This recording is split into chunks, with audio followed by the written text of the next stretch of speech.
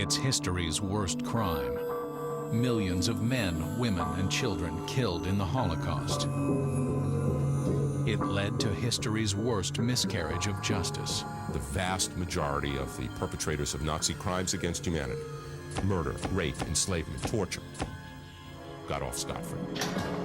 Thousands of Nazi war criminals escaped, many with inside. Brunner, today's most wanted Nazi. There'd be no higher priority for law enforcement than to catch him and bring him to trial. We hunt the most notorious killers of all time. This is a bit suspenseful.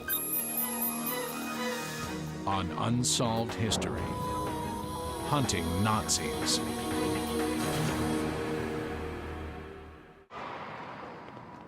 History has no greater crime and no greater miscarriage of justice.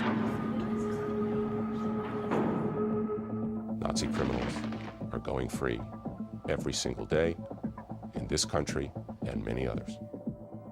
How did these war criminals escape? Have they continued their murderous ways? Alois Brunner is still alive. He is without question the most heavily implicated Nazi criminal alive in the world.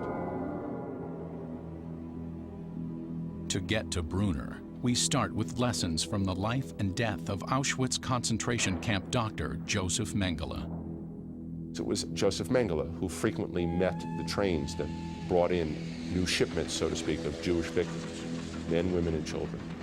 It was Mengele who often stood there and waved prisoners to the right or the left. In one direction, if they were deemed capable of work, in the other, they were to be gassed almost immediately, murdered. He lived in such fear that he kept a loaded pistol at his bedside. He believed the Israelis were behind every tree. This shack on a small Brazilian farm was Mengele's final home. In 1979, he had a stroke, passed away, and was buried under an assumed name. In 1985, finally, there was a concerted governmental effort to trace his fate. And very quickly, the trail of money from the Mengele farm equipment company in Germany led to Brazil. People who committed some of the ghastliest crimes in recorded human history, mass murder, enslavement, torture, rape, most of those Nazi perpetrators managed to escape justice. There were tens of thousands of Nazi perpetrators in Europe when the war came to an end. Some hundreds at least, perhaps more, came to North America. The fact that the Nazi criminals, the vast majority of them, were allowed to go unpunished is a terrible perversion of justice. OSI, the Justice Department's Office of Special Investigations, has a unique mission: track down and prosecute Nazi criminals in the United States. Over half a century after World War II, OSI estimates that there may be hundreds of Nazi war criminals still at large in America.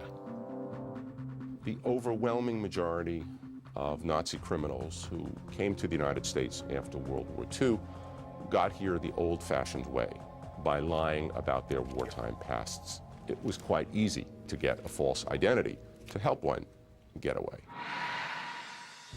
But some of the worst war criminals had help from powerful friends. Aleksandras Laleikis was chief of the Lithuanian Gestapo in the city of Vilnius. Under his watch, nearly the entire Jewish community was rounded up and executed. They were taken out in groups where giant pits had been dug, and there, 50,000 plus people were shot to death individually. Decades later, an OSI investigator digging in a Lithuanian archive pieced together the puzzle of Laleikis' illegal journey to America. For nearly 3 decades, Aleksandras Laleikis lived as the quintessential quiet neighbor in Norwood, Massachusetts. But it took a 10-year investigation, the discovery of an order condemning a 6-year-old girl to death, and declassified CIA documents to finally get Laleikis deported. And how is it that the CIA had information about Aleksandras Laleikis? We found that the CIA had employed Laleikis in Europe after World War II. That still secret CIA connection earned Laleikis entry into the United States. U.S. intelligence also worked with dozens of other top-level Nazis. Senior Nazi war criminals made deals with people who had the power to get them out of Europe, which for the most part were either the victorious Allies or church organizations.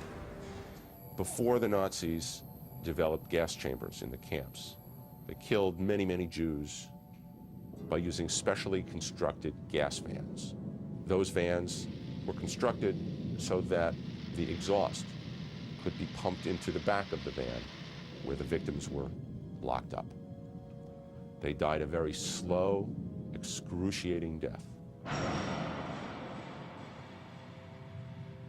Walter Rauff was the man in charge of the gas vans. As the Third Reich collapsed, Rauff was captured by U.S. forces. This declassified 1945 Army interrogation report on Rauff is clear.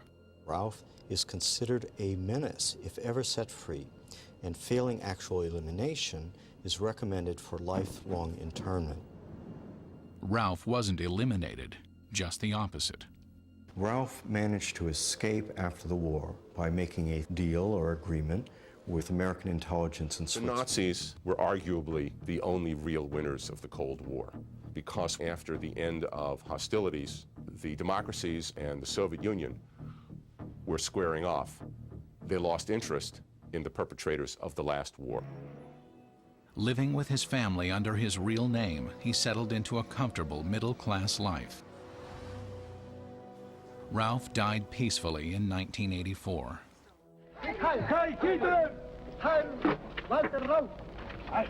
As this shocking video shows, Rauff not only cheated justice, he died with honors from fellow Nazis who'd also found a haven far from the death camps of Europe. Unsolved history could prove where Brunner has been hiding. There are few mass murderers in history who would have as much blood on their hands as does Alois Brunner. If he is alive, there can be no higher priority for law enforcement than to catch him and bring him to trial. He sent hundreds of thousands of men, women, and children to their deaths. He spent much of the war doing nothing but finding better, faster, more efficient ways to kill more and more Jews. And he was diabolically good at this task. Alois Brunner was never captured, never killed. He got away. Has Alois Brunner been living in Damascus as Georg Fischer? It remains to be conclusively established whether Georg Fischer is Alois Brunner. Rosenbaum needs hard evidence. There have been hundreds of false sightings of Nazis since the war. I've seen too many cases in which individuals were alleged to be Mengele long after Mengele had actually died. I think it's my job to be skeptical. Deschner secretly took photos of the man living as Georg Fischer. He also obtained this handwriting sample. If it could be established that Georg Fischer is alive and is, in fact, Alois Brunner, it would be an enormous contribution, both to history and to justice. Joseph Mengele, Walter Rauff, and Alois Brunner never paid for their crimes. Even now, dozens, perhaps hundreds of Nazi war criminals may still be alive, still free. Is it too late for justice? The people who murdered millions of Jews in Germany, if they're still alive today, they are as guilty as they were when they pulled the trigger or when they opened the gas valves. And if we can find them, they ought to be caught and tried and brought to justice. There's an even more important reason to pursue these people even into old age. By prosecuting Nazi criminals, even into their 80s, we send an urgent message to the would-be perpetrators of war crimes, genocide, and crimes against humanity in the future. We can't bring back the victims of the Holocaust, but we can keep alive their memory and the cause of justice. That's the best way to serve the past and make sure history never repeats itself.